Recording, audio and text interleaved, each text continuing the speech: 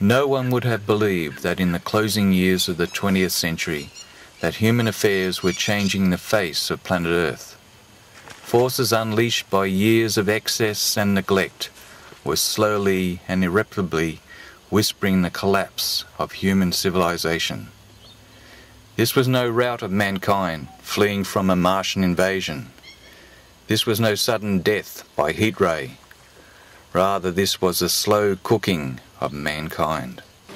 Who would have believed that in the balmy first years of the 21st century, a less than 1 degree increase in average temperatures across Australia would lead to the worst drought in 100 years?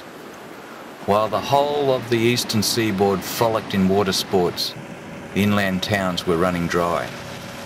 Whilst everyone was enjoying golden days of sun and surf, little regard was being given to conserving water. A commodity soon to become more precious than gold. As the Queensland and New South Wales inland towns were running dry, so was Perth running out of water. The driest continent on Earth was slowly becoming a desert, and no one seemed to notice. More than 40% of Australians still regarded water as an abundant resource. Little did they know that in the last 54 years, all of the eastern seaboard of Australia had suffered a 50mm drop of rainfall per decade. That is a massive 250mm decrease in rainfall in little over 50 years. Only the alert in the community would have noticed the signs. The freakish weather, the compression of the 4 seasons into 2. In Queensland, spring disappeared into 32 degrees C summery days in 2005. Only when the urban Australians could not water their lawns or gardens whenever they wished did their concern for shortage of water exceed their concern for urban crime. State governments awoke in panic after years of neglect of the essential community services and looked longingly at the one and only abundant resource that surrounds this continent.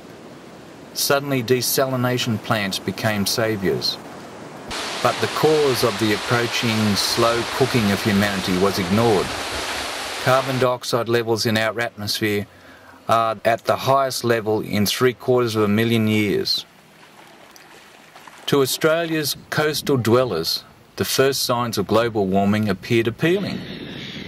More comfortable winters, longer summers, more golden days. After all, to be warm is better than to be cold.